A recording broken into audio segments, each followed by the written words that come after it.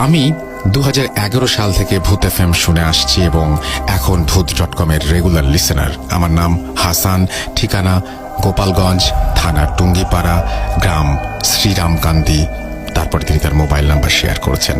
তারপরে তিনি লিখছেন, আমি সব সময় শুধু ভূত এফএম শুনে আসছিলাম, কিন্তু কখনো ঘটনা পাঠানো হয়নি, তাই আজকে নিজেকে অপরাধী মনে হচ্ছিল। সেই জন্যই আজকে আমাদের গ্রামে ঘটে যাওয়া এক মর্মান্তিক ঘটনা লিখে পাঠালাম।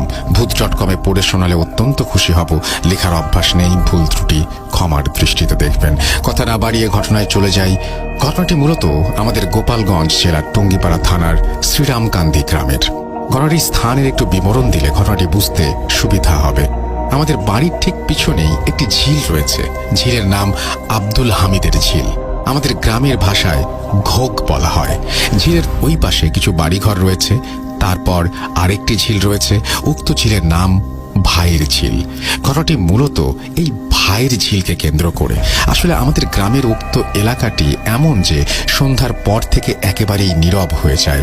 উক্ত রাস্তা দিয়ে গ্রামে সন্ধ্যার পর মানুষের চলাচল খুব কমে যায়। ঘটনায় আসা যাক। ঘটনা মূলত 1996 সাল থেকে শুরু, কিন্তু আমার সামনে আসে 2010 সালে। আর ঘটনা এখনো চলমান। জানি না কত মানুষের প্রাণ নেবে ওই ঝিল।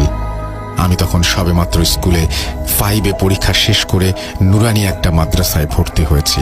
আর আমরা যে রাস্তা দিয়ে মাদ্রাসাতে যেতাম, ওই রাস্তা পশ্চিমে উক্ত ভাইয়ের ঝিলটি।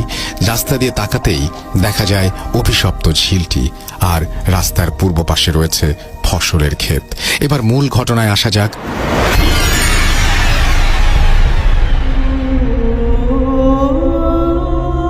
আমরা প্রতিদিনের মতো কয়েকজন ছাত্র মাদ্রাসায় যাচ্ছিলাম, কিন্তু হঠাৎ করে দেখি রাস্তা দিয়ে লোকজন দৌড়াতে দৌড়াতে ওই ঝিলের দিকে যাচ্ছেন। কিছু বুঝে উঠতে না পেরে আমরাও লোকজনের সাথে সেদিকে ছুটে যাই। ঝিলের কিনারায় যে এমন একটি দৃশ্য দেখি, যা হয়তো জীবনে এমন কোনো দৃশ্য দেখতে চাইব কিনা জানি না। দেখি যে এক ব্যক্তিকে কাদার ভেতর ভুট হয়ে পড়ে আছে, আর কিছুটা কাদার ভেতরে ডোবানো। অতঃপর লোকজন তাকে ধরাধরি করে কাদার ভেতর থেকে তার লাশকে টেনে তোলে। লাশের অবস্থা ছিল অত্যন্ত করুণ। সমস্ত শরীর ছিল মল মাখানো, আর